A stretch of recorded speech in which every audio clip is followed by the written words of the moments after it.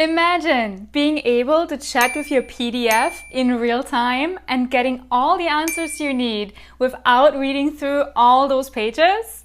Today I will show you how you can do it for free.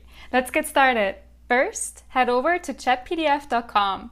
You will see an option to upload your PDF file. This could be anything from a business report, academic paper, or an ebook.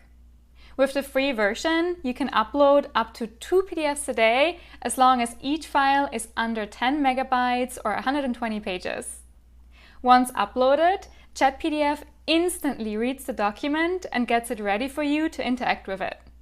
Just type in any question you have about the PDF, and ChatPDF will respond with a precise answer. So for now, let's ask ChatPDF about the 3 key points of this document. This tool is perfect for students, business professionals, or anyone handling loads of information. Plus, it's free. And just by the way, I'm not sponsored by ChatPDF. If this tip was helpful, don't forget to like, subscribe, and comment down below. Also, check out this video I made around Google Slides.